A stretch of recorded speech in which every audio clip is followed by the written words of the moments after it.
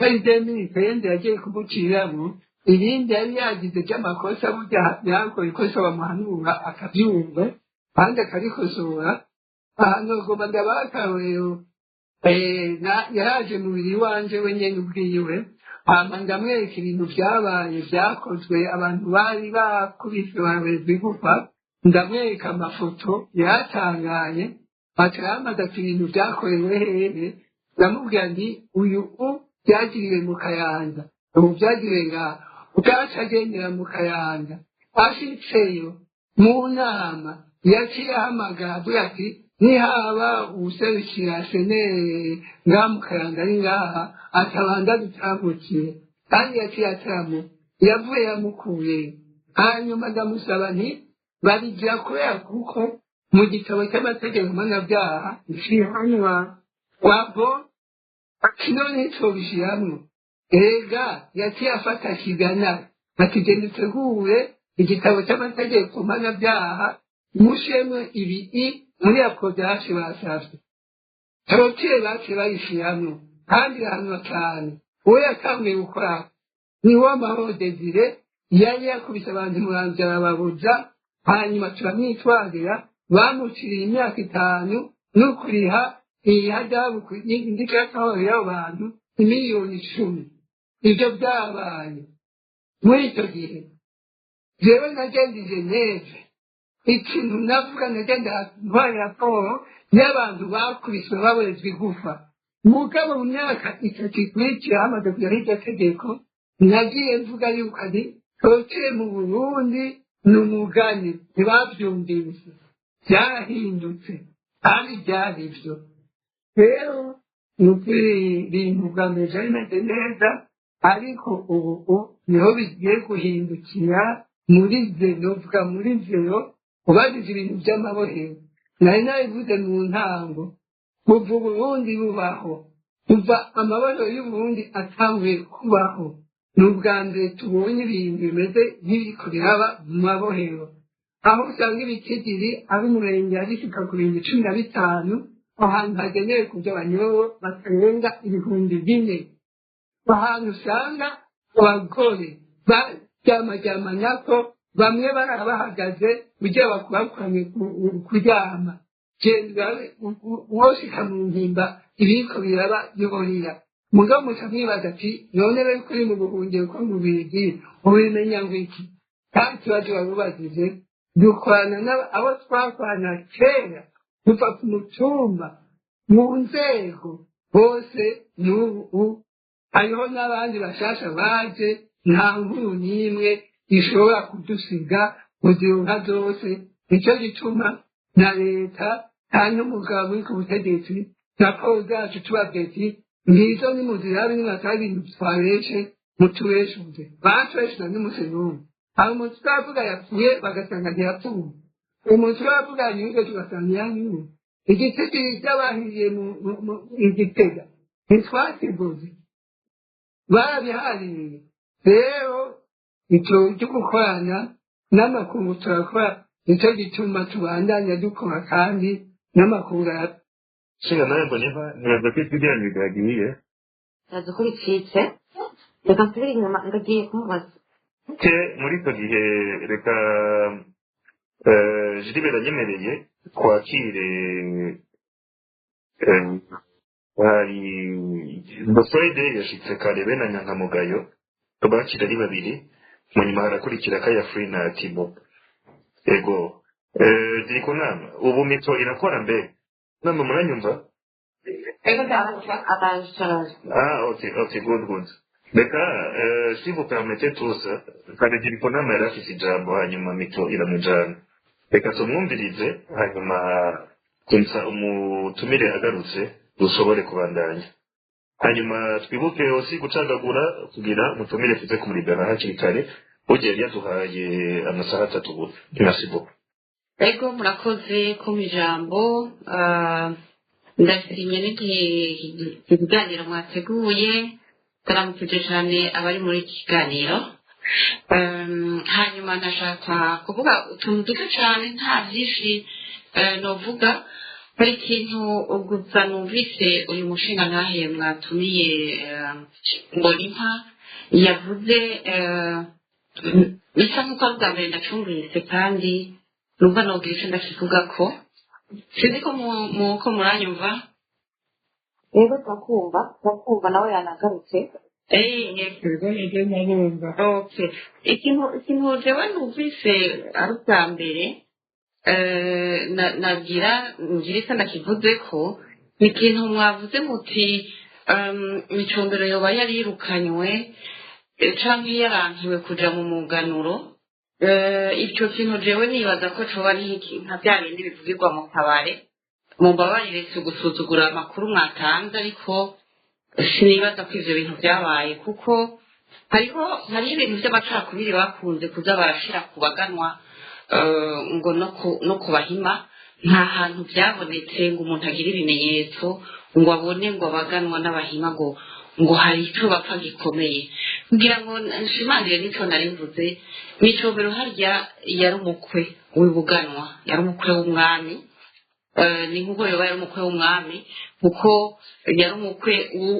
w'umuntu wo hafi cyane ku mwami, ni nk'aho bavukana. micombero yari uwo bita umupfasoni ibuganwa. Nta kuntu yari gushobora, nta kibazo yari afitaniye n'ingoma. icyo kintu n'ukuri muze mutohoze, nanjye ndagifite ko amakuru akomeye. no mu nyuma n'uyu munsi umuryango wa micombero nta kintu wigeze upfa n'abaganwa. madamu micombero ni umwezikazi, sinibaza ko yoba hari icyo yapfa n'ibwami. icyo tukirengane. ikindi nibaza ko uyu mushinga ntayo atashoboye gutomora canke yavuze ibyo yabonye nk'uko yabivuze. yavuze ati jewe sinovuga ko erigura kabiri hoba habaye ihonyabwoko ry'abatutsi canke ry'abahutu.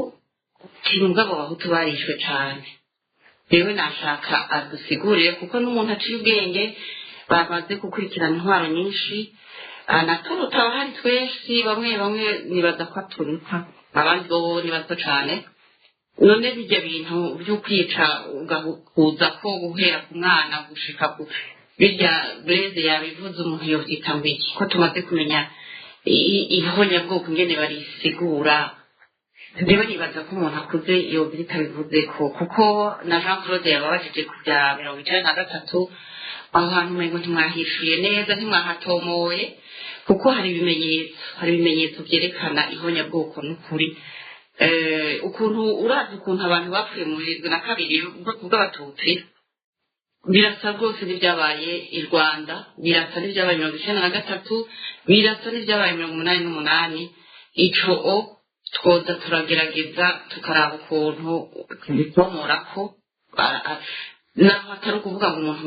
ngo yatize la haine, no, sinibaza ko umuntu toronka icyo kivuga kuri icyo kintu. hanyuma ibindi nabyo byabaye 72 turabizi. hariho abantu bagiye baratora, nk'uko nawe avuga kenshi ndamaze kumwumva ko woyoba yarinyegeje 72.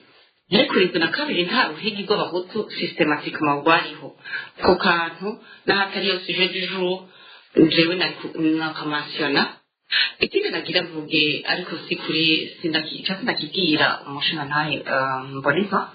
kese ukibwira abantu bose bo muri région de Grand Lac, cyane cyane abarundi n'abanyarwanda. iki kintu cyo kuvuga ngo abahutu n'abatutsi ngo ni ibintu byazanywe n'umuzungu, sibyo ni ukuri. ahubwo kwankana guteranywa muri iyo miryango, muri ubwo bwoko bw'abarundi n'abanyarwanda n'abo muri Congo, ni ikintu cakoreshejwe n'abo bakoroni, bagikoresha bagisanzeho. kuko umuhutu ijambo ry'ikidagi sinigifurama sinigifaransa, umututsi si kidagi si, kandi ho habaho umubembe, hakabaho umuci, hakabaho umwega, ayo majambo yoyo yemerwa kwabaho, ayo yandi ntabeho, kandi afise n'icyo yatwononeye. ahubwo dukwiye kuyemanga tukavuga tuti ayo majambo yamyeho. abahutu n'abatutsi ni amajambo y'ikirundi y'ikinyarwanda, ahubwo yakoreshejwe nabi mu gutandukanya abarundi abanyarwanda n'abakongomani bavuga ikinyarwanda toute cette région yari ifite civilisation imwe imeze nk'irya nyine duhurira ku rurimi duhurira ku mico baraje ni twebwe twenyene muri afurika nzima dushobora gushikana miliyoni nk'uyu munsi irenga 80 katizo kakube miliyoni z'abantu bafite imico imwe ururimi rumwe niho honyine muri afurika bishobora gushika nibo rero bateze gutandukanywa kuko nta gutandukanya ibisanzwe bitandukanye ntiwari gushobora kuja muri Cameroon cyangwa hariya hirya hagati muri Congo bavuga indimi zica igihumbi ngo batandukanye ntibari bunze uwo batandukanye ute rero ijambo umuhutu n'umututsi n'iyindi miryango yose ikomoka kuri iyo migwi barahari bamyeho si amajambo yazanywe n'abazungu rero kenshi na kenshi no kugira attention kubihakana hari ababikoresha ugasanga umunsi babihakanye ejo babyemeye tuzi neza aho bitugejeje tuzi neza ko hari umuntu ushobora guhirwa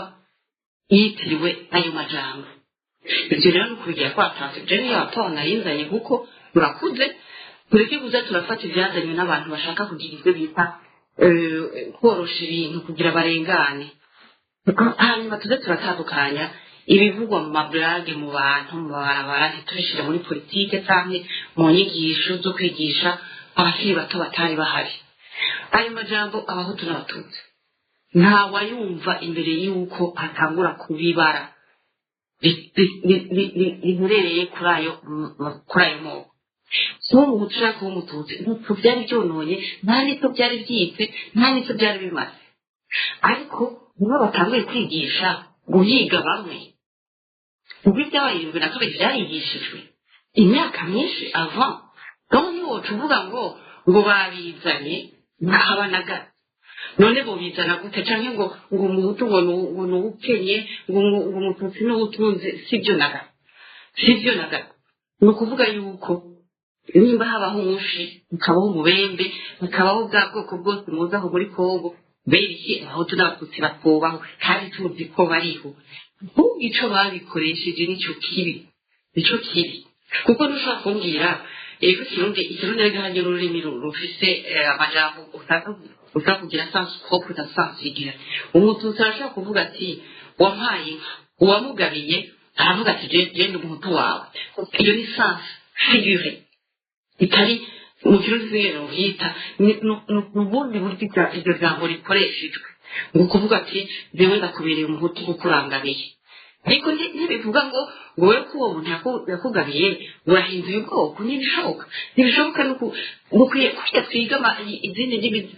n'amaliterature y'ahandi n'ibiki n'iby'iwacu tureke kubisuzugura tureke kubibonamo ikibi nta kibi kiriho zirikona gasabeje ndabona kumemeza yuko akubwiye ko aribyo yabonye kandi yumvise tuza kumubwira ko atari byo yabonye nemba muri ko muranyumva n'uyu mukenyezi yari afite ijambo kahise bamwe bakavuga uku abandi akavuga ukundi nimba mwakurikiranye umutambo nimba yavyo tugiye mvuga ibyo nabonye gusa hanyuma kumbure ko ukwitwa ko habaye genocide cyangwa itabaye ibyo birafise inzira bicamo n'inzego zibijejwe ikibabaje ku Burundi nuko gusa severe abantu bari biteze kutobikora utari kurabikora ko bamwe n'abandi babyifuza ariko ngira ntitwobitebako henode mu ijambo kurikira umwanya uri kuragenda yabivuze ko abyumva nanjye ndabivuze ko ndabyumva kandi murakoze cyane reka tujyamo n'ibyo mutwemereye ego harakurikira nyangamugayo nagomba nyinshuro umudamu gasibuya uwo mudamu nyarwanda mwishu afite bwari byo twahurije ko ariyo twavuze ko byinshi by'uvuga yombe natanze akaroro k'indwi na kabiri n'ikenda na gatatu ngenda abantu babivuga nje ngenda bibona mafete wovuga woja uhakana yuko muri 72 atabahutu benshi bapfuye jewe nitwohuza kuko jewe niho narindi yego abantu bavuze ko hariho umugwi wateye i Burundi umugabo itari gutuma igihugu cyose gica gifatwa kuko n'abahutu bari iyo umuntu azimije amamito y'abantu no nta n'umwe ahubwo biracitse neza ko bamuteretse burundu okay mbwira n'umwanya uriko uragenda heyi mu kanya sinzi umwanya mwatekanije oya umwanya bose dutse amasaha 3 nanjye urubuga twatanguye 20h ngura 12 minutes kugira ngo isaha 3 akugere donc nta rien supplémentaire turiko tugira reka en attendant ko mikoro yiwe yuguruka ariko dusaba abantu kandi kugira ngo badufashe bacagagure hanyuma kandi baje gusubira inyuma ku bintu biba byabagijwe n'abandi cyangwa bimaze iminsi bivugwa mu maspace kugira ngo kino kiganiro cyacu kigire cyo kizanye nk'intererano ku bibazo twavuze uno munsi ku bijyanye na kahise mbona impasiguye ku bijyanye n'ibikorwa by'amashyirahamwe yigenga ku bijyanye n'ibikorwa bya production ku bijyanye n'ibyo wenyine yaranguye n'icyo biyumvira cyokorwa kugira ngo inyishu ziboneke tudasubiye inyuma ku bivugwa hirya no hino Mut, reka ijambo Kaya Free Nyankamugayo Friday Hamatibo mu bifata uko nyene Kaya Free Nyankamugabo Friday Tibo good murakoze cyane ku ijambo icambere nashaka gushima bashoboye kuorganiza space n'umutumire ndamushimire cyane ku matemoyaje menshi yaduhaye jewe umutumire ndamuzi umunsi aza muri Canada Edmonton kumvikiriza igitabo ciwe bari kumwe na Antoine Kabura yarashoboye kuronka igitabo ciwe aranakinsinyira kabisa turanaganira rero narise utubazo tubiri nashaka kubaza akabazo ka mbere nakabazo kajanye na communauté internationale natubwiye yuko mukorana cyane na communauté internationale muyerekana twebwe y'ibintu biba mu Burundi amatorture abantu bapfuye abantu bakoresha umugambi bakawushira muri leta kugira bakora iby'iwabo bijanye n'ubutuma corruption n'ibindi byose tukaba tuzi ko iyo communauté internationale irimo ibihugu kuva aho muri Micombero barimo mu badukolonije kandi bazi histoire yacu kuva bagitangura kudukoloniza nashaka kubaza rero akabazo kajanye n'iyo communauté internationale ko batuzi kuva kera muri 62 ese mubona ubu muri 2024 hari icyo bariko baradufasha kuva 2015 ibi bintu bibaye agira kuri imyaka 10 aba revolutionnaire bamwe bavuga yuko dukwiye kuja gufata umuheto kugira turwane n'abo bantu mwavuze ko atari benshi n'abantu 50 bishe igihugu abandi bose n'abakurikira nk'intama mugabo uzi umuheto misi yose abantu bamabasha bavuga ngo oya iyo ni dernier coup ngo reka abanze kuba ibiganiro ivyo biganiro bikaba biko bivugirwa hejuru habona communauté internationale iyo communauté internationale nayo akaba ariyo kuva kera badukolonije no kuva mu mirongo ingahe mu 40-50 abo bantu mubona kweri hari ikintu bariko baradufasha canke ayo matemoignage mwari mukwiye kuyapataja ku masite web aba revolutionnaire bakayaronka tukayinurisamo kugira dushobore kuja kurwanira igihugu cacu twebwe nyene tutarinze kuja kubaza abo bazungu ikibazo cyanjye cya kabiri ni ikibazo kijanye n'ibintu byavuzwe by'imiryango byavuzwe by'amoko nashaka gushyigikira cyane nongera nkomera amashi ubu mukenyezi agiye kuvuga histoire y'uko ngene ibintu by'imiryango bimeze ukuntu dutinya kuvuga ubwoko bwacu ukuntu dutinya kuvuga imiryango si n'ubwoko ko n'imiryango hari imiryango y'abahima irimo benshi harimo n'imiryango y'abahutu irimo benshi harimo n'abantu nataka vema kumushimira cyane kuri iyo expression yakoze ko je nayishigikiye cyane nkongera nkasaba n'abo bantu organize amaspace ko tworonka umwanya wo kugira space ijyanye no kumenya imiryango y'u Burundi kugira ngo dushire kugira amasoni yo kuvuga ico turi kuko uburundi bivuye mu jambo uburundu navyo ni groupement y'imiryango donc ndamushyigikiye cyane kuri intervention yakoze ikindi cya gatatu nashaka kuvuga ni nk'aka message nashaka kubwira abantu bose baba bariko baratwumviriza ngaha muze muramenya kumviriza je ngerageje kumviriza numvirije amakode y'amajambo menshi yavuzwe ntumva umenga mu Burundi abantu bariho n'ibintu bihari ni ibintu by'ingwano gusa numvise imbonera kure numvise intera hamwe numvise abantu bariko barakoresha umugambwe muri guverinema iyo twumva amajambo nk'ayo tube twishiramo umutima wa revolution wo kurwanira igihugu tureke kubyumviriza gutya mugabo hajemo n'umutima wo guhaguruka kugira dushobore kujanirana igihugu tugira amahoro mwakoze. merci rwose kukamo uteye abantu ko kugira icyo bakoze kugira ibintu bihinduke mu kurindira ko mutamambo ntihagaruka byari ikintu nagomba kameme gushikiriza ndagishikiriza umuntu umwe gusa ndafite byinshi cyane ndabivuga ko ariko munyemerere mvuga ikintu kimwe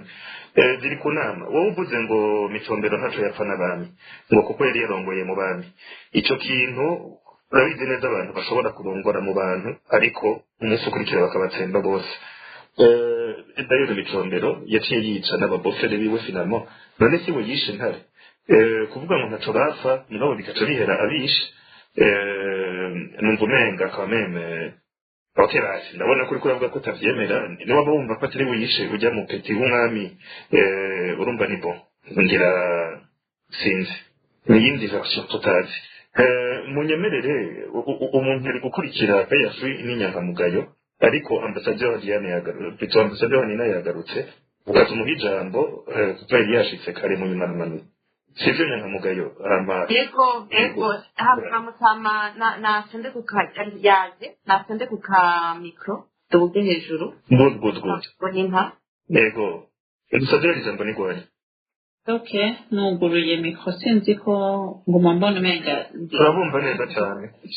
okay merci bien ndabashimiye cyane kubona mwemeye kumpa ijambo ego nari naje kare gose ariko narifise iyindi conference call nabaye uje kujamo cyangwa uje kuvamo yukanuka kuko hari byinshi byavuzwe n'ahari ariko ivyo nari nateguye kuvuga ibyo nari niyumviriye ko baza ndacabifite ku mutima kuko hari naho nari nabyanditse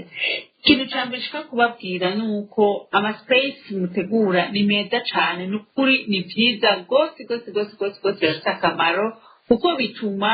abarundi benshi abakunda uburundi benshi abakunda igihugu abumva biyumvamo igihugu baronka aho bavugira icyo biyumvira nanje ndimwo nicyo gituma ndabashimiye ko namumpaye ijambo ariko ikintu ariko ikintu ndisure yuko gikenewe nuko kwibuka ko kutamenya Bibiliya genda umukristo donc ndazi Bibiliya ndakurikira cyane Bibiliya hari ahantu ivuga ngo mon peuple périt faute de connaissance iyo abantu batazi ukuri iyo abantu batazi igituma ibintu biruhuka cyangwa bigenda guta kenshi bafata amadecision atariyo bagafata inzira zitarizo umvira ndababwira twebwe ntituzi neza intango y'ingorane dufise mu Burundi ingorane tukuryana ingorane dugucana ingorane dukwicana n'iki byose nibaza ko intango yabyo kuma tubica hejuru d'une manière très superficielle ariko icyo twomenya neza ce n'est pas seulement au Burundi umva ingorane dufite mu Burundi dugucana no kubyana no kwicana ce n'est pas seulement au Burundi que ça se passe nipasa mu bihugu nka byose ibyo bise depuis longtemps le tiers monde cyangwa les pays de non civilisés cyangwa ibihugu qui ont été colonisés d'une manière ou d'une autre umva ndababwira ndifuza yuko hogera igihe tusubira plutôt mu kahise tukiga neza l'histoire ibyo ngorane dufise ibyo by'amoko umva ibintu by'amoko by'abahutu n'abatutsi n'abatwa ibyo byo nayigeze no kuronka okazi yo kubivuga ndavuga nti ibyo bintu c'est très artificiel kuko si ibyo na gatoyi bavuze ngo ubwoko bavuze ngo ethnie twebwe i Burundi on n'a pas d'ethnie kuko les ethnies aho ibihugu ndi nabayemo cyane nzi neza ndazi ko on parle de l'ethnie namwe muramaze no kwisubiramo murazi la définition des ethnies ko itaho bisana n'abahutu n'abatwa n'abatutsi c'est une philosophie ni doctrine qu'on a créée au moment de la colonisation kugira ngo baronke ingena bajyanisha ubwoko bwacu bajyanisha Burundi bajyanisha abarundi ikindi naco iraje ingena on a découpé l'Afrique aho nsimbira si mu bure mu bindi bihugu turaze nk'ibiriko biripasa à l'est du Congo murazi neza yuko bavuze ngo abanyamurenge ngo n'abahutu ngo n'abatutsi ngo cyangwa n'abanyarwanda n'iki naho ngiye mu bindi franchement murambabarira mais c'est pas c'est un exemple bavuze ngo n'abatutsi ngo b'abanyarwanda uniquement parce que bavuga ikinyarwanda bien sûr ko bavuga ikinyarwanda mais la colonisation ou le découpage de l'Afrique a fait que iyo partie y'abanyamurenge birocuva muco bise le Congo donc nkumva neza ko bavuga ngo n'abanyarwanda irafise isa n'itanu umupfasoni nyina nimba muri ko muranyumva nagomba kubabaza ko mwakwemeye kuza hano muri kino kiganiro mbere aba mbaye ndisabira ko nabatumira mu bindi biganiro ariko hari imvugo jewe mu myaka 12 nakoze nk'umumenyeshamakuru mu Burundi imvugo ikunze kuza ku bantu bari mu mugambwe no cyane cyane CNDD-FDD yo gufatira ibintu by'usange kugira ngo bahuvye ukuri cyane bahindukize ikiyago uno munsi ko ubwoko buriho mu Burundi ivyo ntawo bideha ariko turabizi yuko na president Nkurunziza kiriho CNDD-FDD kiza yuko bafaye ko hatica ubwoko ico turakizi ariko ikibazo kihari ni ukuntu uno munsi ubwoko buriko burakorwa imbere y'ibihumbi 2015 abapfa nk'uko mbona ntabisiguriye ntihapfa abahutu ntihapfa abatutsi gusa muri safisha hishwe abahutu benshi nko muri FNL kuruta abatutsi uno munsi nyuma ya 2015 ugiye ukaraba hariho abagiye bahamwa cyane bari mu mitambwe yose mu nyuma iki kibazo kigiye kuvyuka kivyugwa mu mwaka w'2018 igihe hadutse yuko Nkurunziza atezwa gushyira kwitoza ikibazo cya CBR itari yaraje imbere ikibazo cya justice de transition kitari bwaze kirabyuka maze uno munsi biriko birakoreshwa ukundi rero mwavuze muti abantu bacishwe no kutamenya mukoresheje bibiliya natwe turayisoma ariko hari igituma bibiliya ibivuga uko kutamenya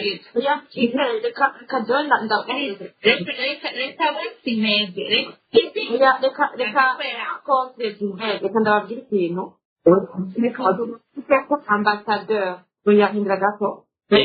umuntu witwa Diane Kaneza yavuze ko ambassadeur aravuga ati ntiyakoze neza ari ambassadeur hama Mutama Mbonimpa arasigaruka bavuga ati ibyabaye abantu bajya gukora test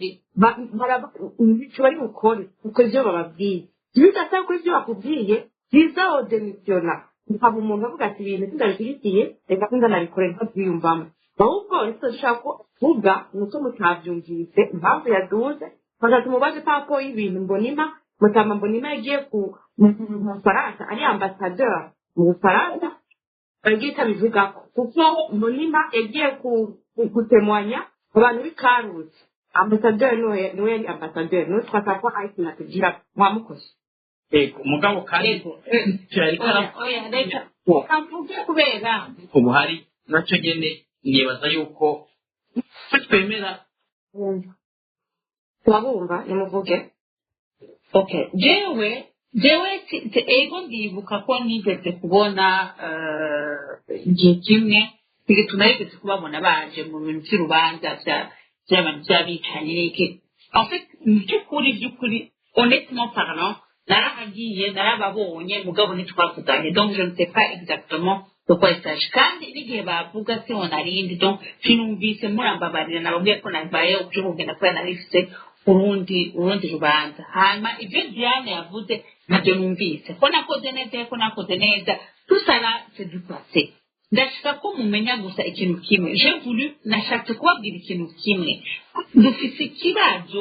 kuko il s'agit de génération nous on ne suit pas twese tuko turasuiva neza ibiriko birifuza dans le monde batubandanya zangurane zituma Afrika idateye imbere turwana dufa amoko dufa intara dufa regionalisme alors que ingorane z'ukuri nyamukuru zitangurira izo mazi dufite ça n'a rien à voir avec ça. Alors ce sont des outils qu'on a utilisés. Nous sommes dans un problème de génération. Il s'agit de génération. Twari aranja yuko ndabyo rwose kubona Mbonimpa umuntu wo muri afite 75 ans. 75 ans arazi ce qui s'est passé dans le temps. Yavuze museveni akurikiye au départ aravuga ati twebwe igihe muri 72 haba ajya amacakubiri n'abita n'iki nous on ne savait pas de quoi il s'agissait kandi nibyo umva ugomba dukurikira et même l'espèce nuko murakora on est toujours basé sur les effets politiques politique n'a rien à voir avec la réalité de ce qui se passe dans le pays. Si vous restez collé sur les événements politiques, n'ibyo abapolitisi bavuga, n'ibyo abapolitiki bocu bavuga, ntimuzopfa mutabaye igihugu kandi nta kizohinduka. Ndashaka kubahanura ngo mugize amaspace, sortez un peu des événements politiques, mugende dans les événements sociaux. Murabe socialement, murabe ingene abarundi babana, murabe ingene mu misozi babaho, murabe ico bifuza, mureke kuguma mwiborna sur les déclarations politiques n'ibindi vya politique. La politique c'est la politique. Kandi ariko madamu nina ntabakiriyemo Tombiliza. oya ngandika ariko byumvikana ko tubibaza akabazi kumbure ko n'ababyeyi hariho strategy nyenyeye umwanya muto umenyesha amakuru iyo gusaba space bati dufite habo bamukuyemo amaseru Gilbert urashobora kureka madame ambassadeur agahita kuvuga ntawamukoze ntamukubwira tumvikane nitwo turumvikana Reka ntabwo ari ibibazo ariko bituma mu badiruko nawe rumatsa ariko nibaza ko ngomba kumubaza kuko sinzi ko mwavyumvise je sinarimenyereye kuza Tubirere nakurundikiye ko host kugira uduge uvuge ko host ikibazo nagomba kuvuga nuko tutokwemera ko umuntu aza mu kiganiro twateguye kugira ngo ibihindure sije no kutwereka ariko bidafite importance ibi turiko turavuga ibyo mbona ntavuze safisha ibyo batawe mu ruvubu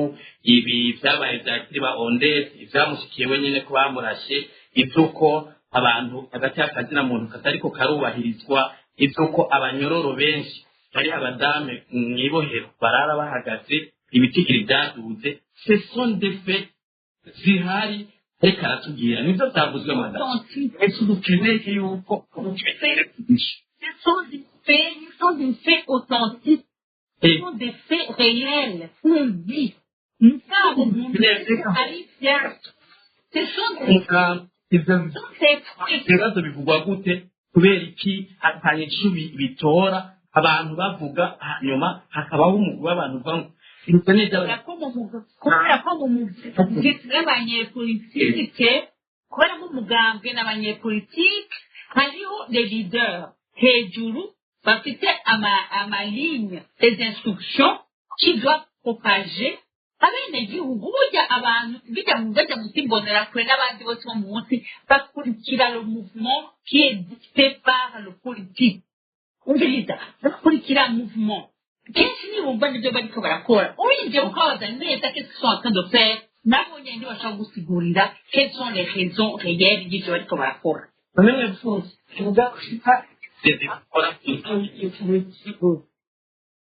nibyo twari twavuze nuko imyaka ariho yahaye ego siho narindi mugabo ndazi ko ari ibyo kandi azi ko mutama mbonima abyumva neza twavuze la politique il y a la politique et les faits de la politique les conséquences le peuple qui est en train de vivre les conséquences des décisions politiques. Les décisions politiques viennent de très loin.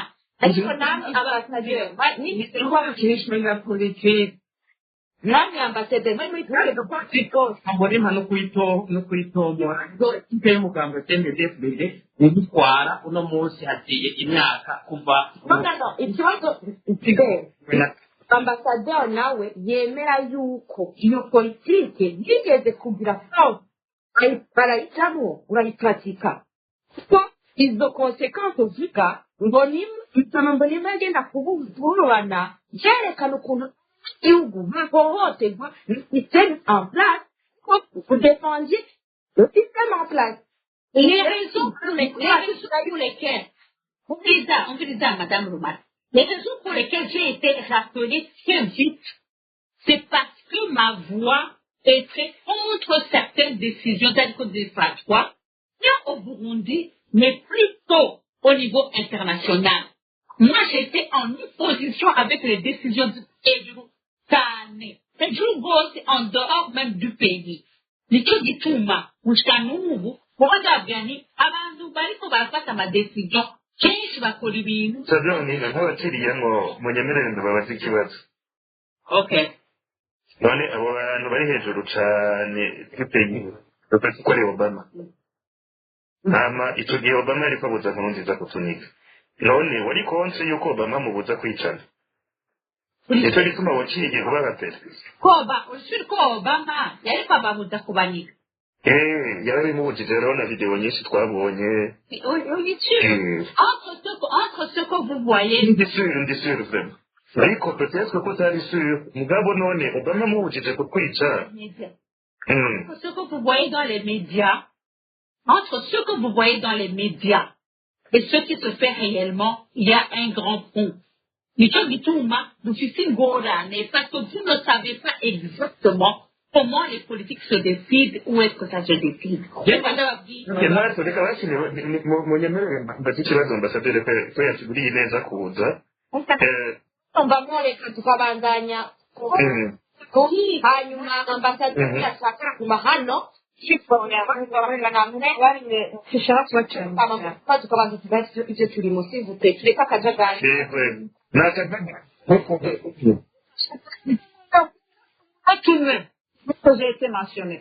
J'ai été mentionné. No. Reka dukomeze duha amajambo tumve. ambasaderice kuko n'undi munsi No, ntibishoboka Gilbert, Mutama ararushe kamene. Twatumiye Mutama Mbonimpa, s'il vous plaît. Dukomeze ibyo turimo. Ambasaderi naza kuguma ngaha, dukumana ngaha nuko Gilbert mubonye rimwe. Dukumana gushaka même minuit, 1h du matin. Il n'y a pas de souci. Dushobora kubiyaga, tukayaga ibyo two turayaga, ariko twatumiye Mutama Mbonimpa, tuyagire, nitwaheza dukomeze ibindi. Ntimureke kuvangavanga ibintu. Diane nawe, je suis désolé.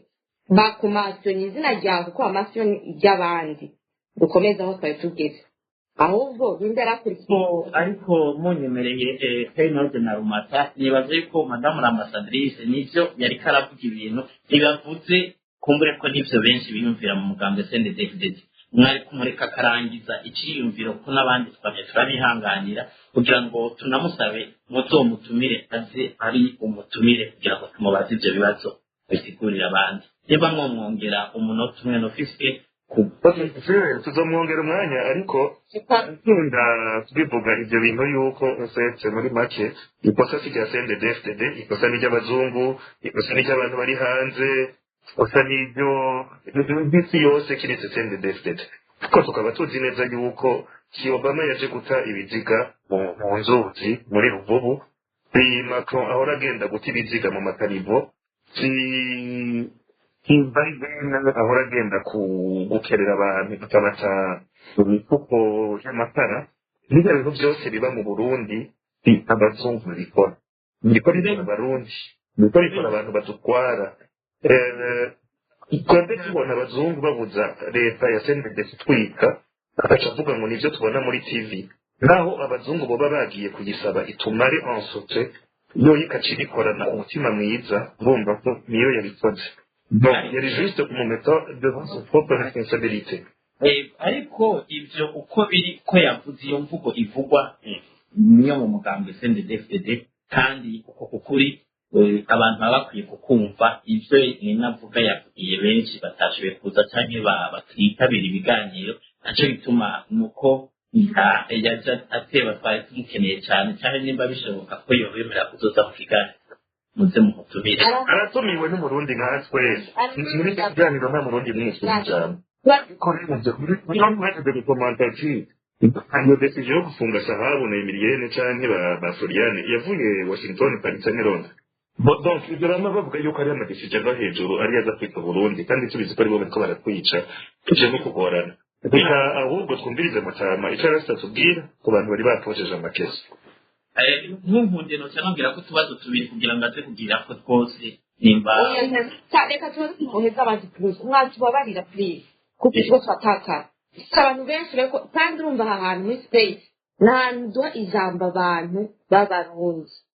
tutazi benshi babona nta n'amazina nta n'amakuru y'abariko bafite ibyo bashaka kuvuga nibyo dukeneye abantu bavuge mu minota mike kugira ngo umutumire twazanye bagire icyo baterera twe ngaha twize ntituri ngaha kuyaga turi kwiga bankoni borovuze jewe ovete karakana ngomba ntunganire Reynold ku byo yari agiye kuvuga commune production kuri ambassadeur muzehe mutama mbonimpa muribuka ko mu bintu bituma byatumye no kuraswa araswa harimo kuvugira abantu bashobora kuba bari bamerewe nabi sirutuba ariko baraga umupisho na SNL à l'époque ambassadrice yari ngaha muri Paris yaradekaye sur les médias aravuga ko bajya banatanu ariko aricwa ahubwo bari bahunze aramariste établissement na Pacifique n'abandi moi ma question est de savoir ils étaient kuvuga mu kanya bwati bijya kwa kuri media n'ibibera kuri se ntibiba bisa donc aujourd'hui arakokonesa ko abantu kagenda matiyage ariko baricwa kiregihe naho yavuga ku ma media ko batari ko baricwa donc aho ndamumajije kibazo ucumenga space twihindukije kuri wo kandi umunsi cyo tuvugana na mutama mbonimpa la question nayo ndagarikanye kuri ibi byuko ivyo bya politiquement correct umuntu avuga ibi le contraire yavyo iri sukurise sije twako turavugana nga muri aya marezo sosiyo tukaganira nga mutambo rimwe katubwira ukuri kw'ibintu azi ni témoignage ariko aratanga hanyuma ari ikintu naco yoba yavuze abantu batatahuye bakamubaza ikibazo nawe akacishura nawe umuntu uze ambassadeur nimba yifuza kuza kutubwira ukuri kw'ivyazi arakuvuga ariko aza kuvuga ntuze langage diplomatique yayindi bandika bezagreye tukanga ntachavi habifasha muri commentaire habatanga Eretse wenyene ari wavuze ati ibi ndiko ndavuga cette fois-ci nta kulise birimo c'est ma réalité ce que je pense et ce que je crois. Merci murakoze. Moi, je temeranya qu'il faut avancer. Reka duhe ijambo mutama mbonimpa nibaza ko ariho question kayafu yari yavuze ati twese duhaguruke tugwane yari yabivuze mbonimpa yagiye hanyuma uwundi yari akwiye gufata ijambo c'était Nyankamugayo Nyankamugayo ijambo ni kwawe komisa tuce tugenza progressivement mbonimpa bishure hanyuma iraza kuba the Friday na Tibo good okay murakoze ku bijambo muranyumva bose bakumva neza cyane murakoze cyane bose nagira ndabashimire mwe mwateguye kino kiganiro ndashimira n'umutumire Mbonimpa Claver ama narigize amahirwe yo kubona igihe tugendera Toronto habuzwe byinshi ndamushimiye cyane rwose bivuze ku mutima n'ubu kubona yaje kwitaba mu space aho mwayiteguye icambere cyo nashaka kuvuga nuko ndashyigikiye na gatonye byavuzwe byinshi n'abantu badashaka kwemeza yuko muri 72 mu rwimo rwabaye abantu barabuze abahutu n'abatutsi persona bajana babire ko nakuri Bujumbura kuva muri 72 gusa muri 90 nta muhutu n'umwe nigeze mbona ari muri administration yo mu Burundi ndimo mu bantu b'abakozi bakomeye ivyo ni ibintu bibabaje cyane rwose n'ubu nizo tugendera ko kandi bizokwama bikomeye rero jewe igituma nafashe ijambo ndagira ndamwibaritse ndazi no munsi muvyadushikirije yatubwiye safisha ibyabaye ku ba FNL turavye n'ibibu no munsi ibirahera aba FNL uretse aba FNL mu nyuma yabaye undi muganga witwa CNL twabona honorable Agathon Rwasa turavye bigenda mu gihugu iwacu urabona ko amatora yabaye muri 2020 naho batamuhaye mu mahirwe ngo atware igihugu uko genda bibona niwe yari yatsinze amatora nk'uko bose babivuga ikibazo cyane ni iki ubonye ko aba banajya bicwa mu Burundi murindi utagira ukungana n'abahutu abatwara abahutu jiragira namwibaritse utarazi byinshi kudusumvya abona yuko ihonya bwoko riri kuribera abahutu batwara abahutu none bazobibazwa gute eske bazokwagirizwa genocide hariho ubutegetsi bw'abahutu buriko bwita abahutu nkabo kuri cyambere ikindi gira kabiri mu mbabarire ndabimwibarize je kubwanje ndaze umupolitician ahari ubunye ari mu Burundi ni honorable Agathon Rwasa yoba ari karagerageza kuraba ingene yogwanya burya butegetsi yokuraho CNDF n'abandi barabimufasha bien sûr rero n'abandi bari hanze mbwa kubwanje mbona ari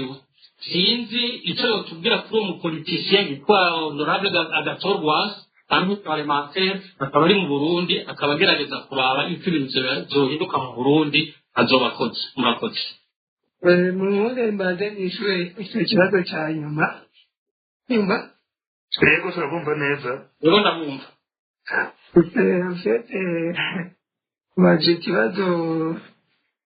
kigoye kandi kitagoye. Ikibazo cya Rwasa na CNDD-FDD bamutari mukizi.